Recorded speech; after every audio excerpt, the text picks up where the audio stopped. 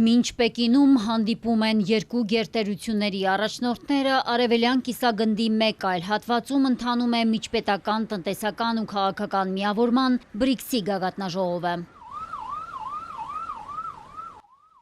BRICS-ն աշխարհի ամենամեծ ժողովրդագրական կենտրոնն է, կազմակերպության անդամ երկրների ընդլայնված կազմի բնակչությունը կազմում է մոտ 3,6 միլիարդ մարդ։ Այն գերազանցում է աշխարհի բնակչության 40-ից 45%-ը։ Նյու Դելին երկու օրով հյուրընկալել է դաշինքի 11 անդամ երկրների արտաքին քաղաքական գերատեսչությունների ղեկավարներին։ BRICS-ի հիմնադիր երկրներից Ռուսաստանի արտգործնախարարը գագաթնաժողովում անդրադարձել է Մոսկվա-Երևան հարաբերություններին, ընդգծելով, որ դրանք մտերիմ են, դաշնակցային, բայց միաժամանակ խրթին։ Սերգեյ Լավրովի խոսքով Արևմուտքը փորձում է Հայաստանին նախկին ԽՍՀՄ որոշ այլ երկրների պես իրեն ենթարկել եւ խզել Հայաստանի փոխշահավետ տնտեսական, առևտրային, ներդրումային կապերը ԱՊՀ-ի ու ԵԱՏՄ-ի գործընկերների հետ։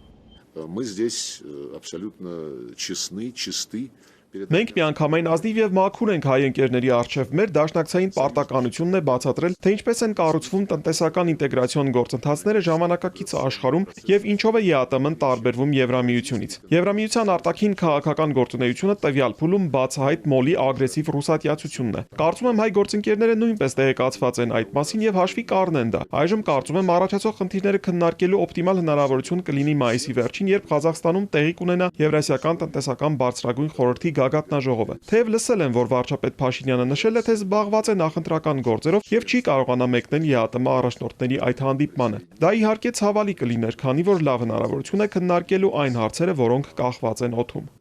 Մեջբերելով Պուտինին, Լավրովն ասել է, որ Ռուսաստանը հարգանքով կընդունի հայ ընկերների ցանկացած ընտրություն, բայց պետք է նաև հասկանա, որ ԵԱՏՄ պարտավորությունները չեն կարող պահպանվել, եթե Հայաստանը բռնի Եվրոպական միությանն անդամակցելու ուղին։ Նյու Դելիում Լավրովի մամուլի ասուլիսում զավեշտալի միջադեպ է գրանցվել։ Ռուսաստանի արտգործնախարարը խնդրել է դուրս հրավիրել լրագրողին, որն իր խոսքը երկու անգամ ընդհատել է հեռախոսով զրուցելով։ Զգուշացումն անտեսելուց հետո Լավրովն անցել է դիվանագիտական հումորի։ Sir, excuse me. Պարոն, ներեցեք։ Եթե դուք չհանձնեք ձեր հեռախոսը, նրանք կհանեն իրենց ատրճանակները։ BRICS-ի անդամ երկրների գլխավոր դիվանագետների գագաթնաժողովի օրակարգը հագեցած էր գլոբալ ու տարածաշրջանային քաղաքական ու տնտեսական հիմնահարցերի քննարկմամբ։ Գագաթնաժողովը հյուրընկալող հնդկական կողմը կազմակերպության անդամ երկրներին կոչ է արել զարգացող երկրների համար կառուցողական ու հավասարակշռող դերակատարում ունենալ անկայուն ու բարդ իրողությունների շրջափուլում։ Մենք ականատես ենք միջազգային հարաբերություններում զգալի փոփոխությունների, շարունակվող հակամարտությունները, տնտեսական անորոշությունները եւ առևտրի տեխնոլոգիաների եւ կլիմայի մարտահրավերները ձևավորում են նոր լանդշաֆտ, զարգացող շուկաներից եւ զարգացող պետություններից սպասումներ կան։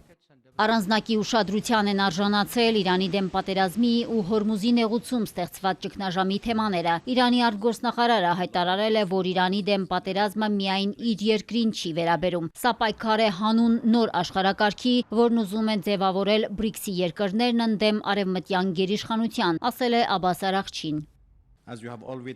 Ինչպես բոլորդ ականատես եք, իմ երկիրը մեկ տարուց էլ քիչ ժամանակահատվածում երկու անգամ ենթարկվել է Միացյալ Նահանգների եւ Իսրայելի դաժան եւ անօրինական ագրեսիային։ Իմ ժողովրդի վրա հարձակումներն արդարացվել են կեղծ պնդումներով, որոնք հակասում են ատոմային էներգիայի միջազգային գործակալության եւ նույնիսկ Ամերիկայի սեփական հետախուզական գնահատականներին։ Ճշմարտությունն այն է, որ Իրանը, ինչպես շատ այլ անկախ պետություններ, անօրինական ծավալապաշտության զոհ է։ Նրանք, ովքեր անխոհեմ արկածներ են փնտրում, կարող են մտածել, որ դա նպաստում է իրենց աշխարհաքաղաքական շահերին։ Սակայն սպառողներն էլ կառավարություններն էլ այժմ հասկանում են, որ տարածաշրջանային անկայունությունը պարտվողական վիճակ է բոլոր կողմերի, այդ թվում ագրեսորների համար։ Միաժամանակ Աբբաս Արաղչին Միացյալ Նահանգների դաշնակից Արաբական Միացյալ Էմիրություններին մեղադրել է Իրանի դեմ ռազմական գործողություններին ուղիղ ներգրավելու համար։ Չնայած բոլոր հարձակումներին, Իրանը դիմակայում է բոլոր սպառնալիքներին, ասել է Արաղչին։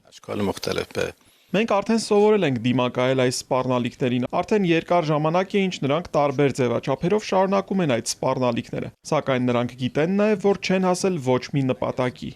Իրանի արտգործնախարարի պնդմամբ իրենց հետ ուժի լեզուն արդյունք չի տալիս։ Ով հարգանքով խոսի մեզ հետ, հարգանքի էլ կարժանանա, ասել է Իսլամական Հանրապետության գլխավոր դիվանագետը։